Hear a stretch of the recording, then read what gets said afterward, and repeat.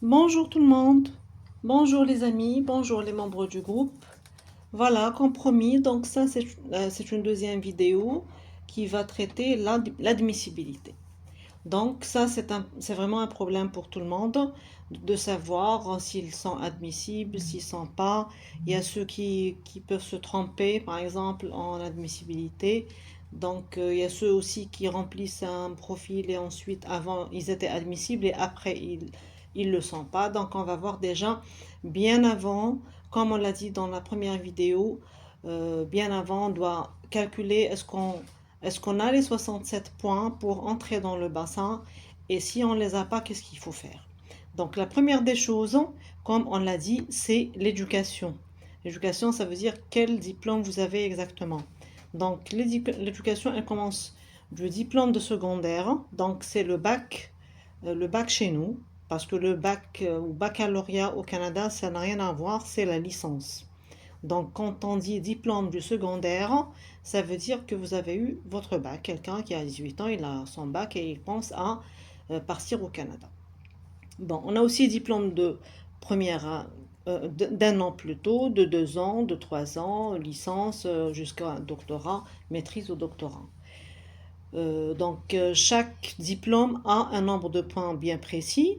On a l'expérience de travail, donc ça commence à une année, au moins une année d'expérience. Donc, moins d'une année, on ne peut pas créer un profil. C'est jusqu'à 6 ans. Donc, 6 ans et plus, c'est 15 points. Donc, le maximum, c'est 15 points pour l'expérience de travail.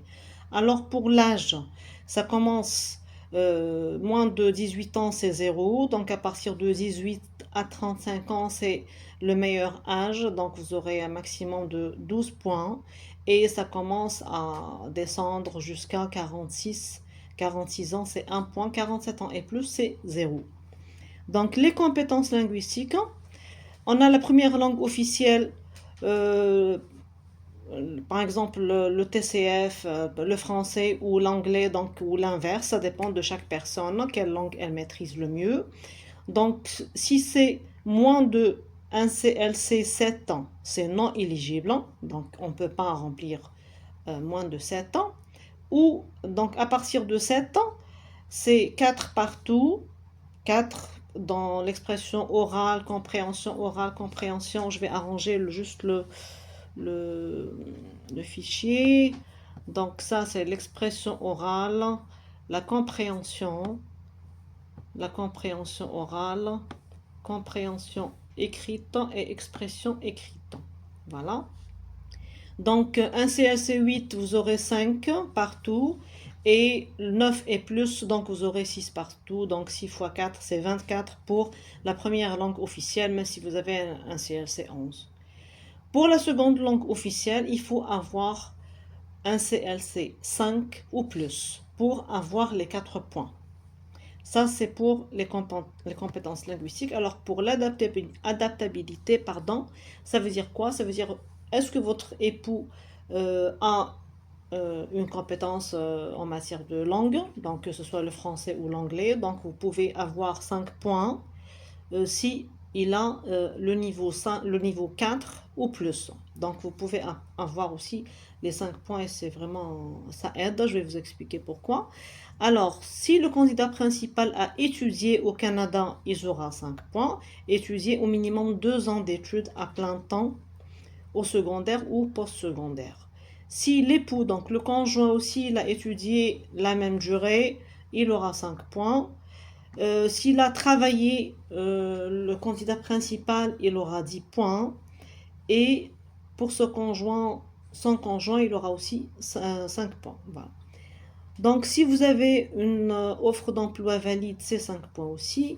Et si vous avez, vous ou votre conjoint, de la famille au Canada, donc c'est 5 points aussi.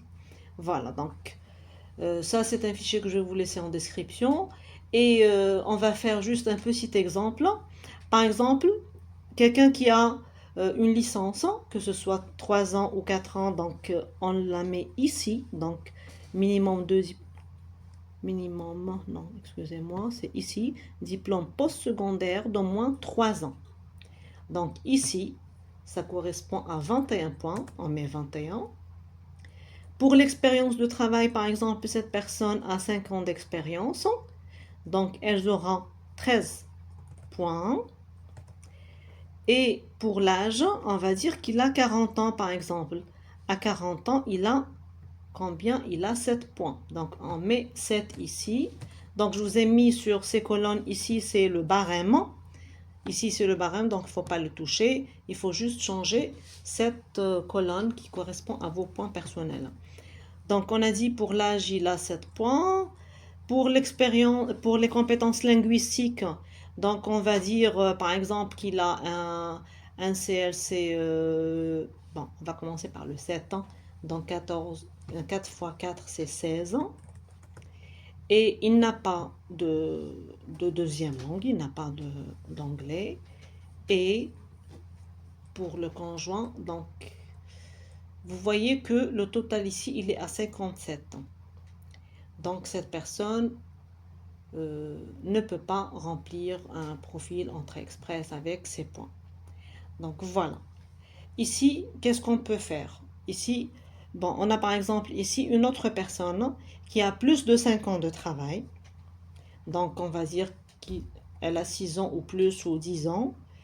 Donc elle aura 15 points. Bon, par exemple, pour mon cas, c'est exactement mon cas. J'ai une licence de 4 ans, donc j'ai 21 points. Et ici, j'ai bon, 20 ans d'expérience, mais ça ne veut rien dire, c'est 6 ans plus, c'est toujours 15 points. Bon, pour l'âge, je suis partie à 47 ans. Enfin, le profil, je l'ai créé à 47 ans, là c'est 48, donc j'avais 0 pour l'âge. Et pour le français, pour le TCF, donc j'avais 24 ans. Et ici, donc je vous montre juste une chose. Ici, on a de la famille au Canada, donc j'avais 5 points ici. Donc vous voyez que j'étais à 65 sur 67, j'étais inadmissible pendant des mois. Et mon conjoint a finalement fait le TCF et il m'a rajouté les 5 points et je suis passée à 70. Donc c'est exactement pour ça que je vous encourage à avoir un maximum pour les compétences linguistiques parce qu'on ne peut pas changer les autres choses. Si on a travaillé sur un diplôme de licence, on ne peut pas avoir plus. Si on a de l'expérience, par exemple, bon, l'expérience de travail aussi, elle peut augmenter le score. Bon, l'âge aussi, si on a 0 en âge, c'est 0, hein, on ne peut pas rajouter, c'est pas possible.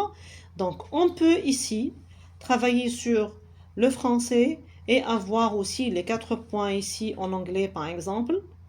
Donc, ça serait aussi bénéfique pour être admissible. Bon, pour les autres, c'est aussi difficile à voir que ce soit étudier au Canada ou travailler au Canada ou avoir une offre d'emploi valide, c'est vraiment difficile. Donc voilà, mon conseil, c'est renforcer votre français ou votre anglais, ça dépend des personnes. Donc il y a des gens qui sont plus à l'aise en français, d'autres plus à l'aise avec l'anglais, donc ça dépend. Pour être admissible, faites ce test d'admissibilité bien avant de passer le TCF, comme ça vous allez avoir une idée sur le niveau que vous voulez avoir. D'accord? Donc, il ne faut pas partir au TCF et dire, voilà, moi j'ai eu un B2, est-ce qu'avec un B2 je vais être admissible ou pas? Vous pouvez ne pas être admissible carrément et vous allez encore refaire et ça serait vraiment dommage. C'est une perte d'argent et de temps. Voilà. Donc, je vous laisse ce fichier Excel en description, pardon. N'effacez pas les critères de sélection, les points qui correspondent aux critères de sélection. Donc, il faut juste renseigner cette colonne qui correspond à vos points. Et je vous dis bon courage à tous et n'hésitez pas à poser vos questions et on se voit dans la prochaine vidéo. Je vais vous faire une vidéo qui va traiter la création du profil Entrée Express. Merci, bon courage.